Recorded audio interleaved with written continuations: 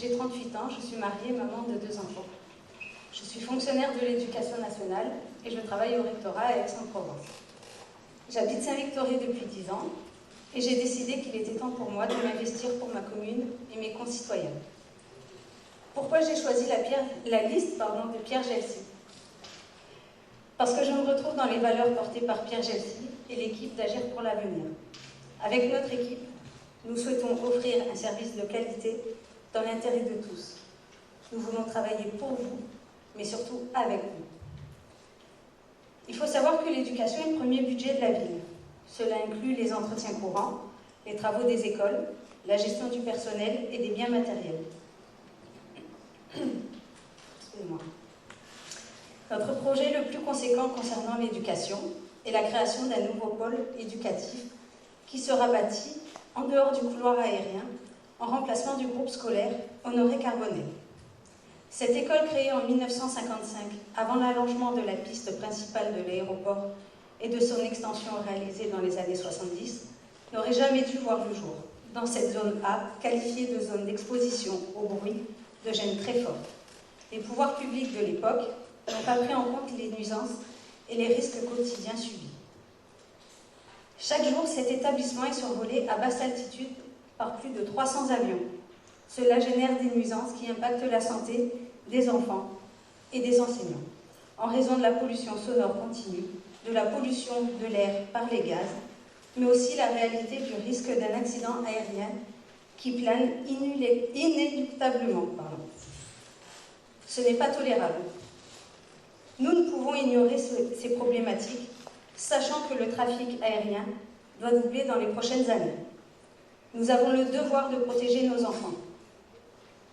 Ce projet avait déjà été proposé lors de la campagne de 1995, mais il a été abandonné. Pour nous, la sécurité de nos enfants passe avant les concerts, avant les musées, avant les réceptions, avant l'Odéon. L'État a d'ailleurs pris la mesure de ces nuisances dans son plan d'exposition au bruit, en limitant ou en interdisant les constructions dans ces zones. Ce sera un allié majeur dans le financement de ce projet de salubrité publique. De plus, après 50 ans de bons et loyaux services, ce groupe scolaire est devenu vétuste. Son architecture ne correspond plus aux normes d'accueil, par exemple pour les enfants à mobilité réduite. Et ce ne sont pas les nombreux travaux prévus par la municipalité qui ont déjà englouti des millions d'euros, qui vont améliorer les conditions de travail et assurer la sécurité de nos enfants. Le projet de ce nouveau groupe scolaire sera étudié pour intégrer les valeurs actuelles. Une école sécurisée, une école accessible aux personnes à mobilité réduite, une école connectée, une école associée à ses acteurs et intégrée dans son environnement.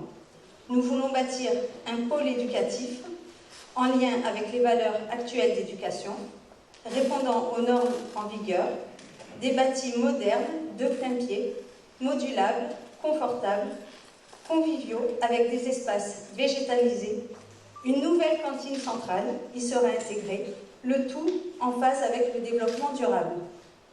Nous souhaitons réaliser ce nouveau groupe scolaire en concertation avec les équipes enseignantes. Bien sûr, les accès et le réseau de bus seront redéfinis pour desservir au mieux cet emplacement.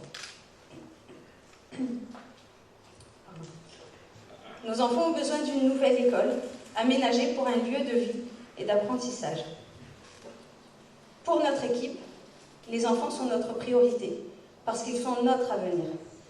Tout sera mis en œuvre afin de garantir les meilleures conditions de travail et de vie.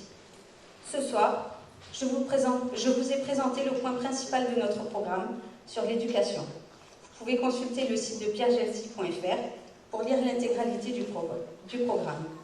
Mesdames et messieurs, je vous remercie de votre écoute. Je reste à votre disposition pour échanger sur les différents sujets abordés. Il ne me reste plus qu'à vous inviter à voter et faire voter Pierre Gelsy ce dimanche 15 mars, car c'est ensemble que nous pourrons agir pour l'avenir.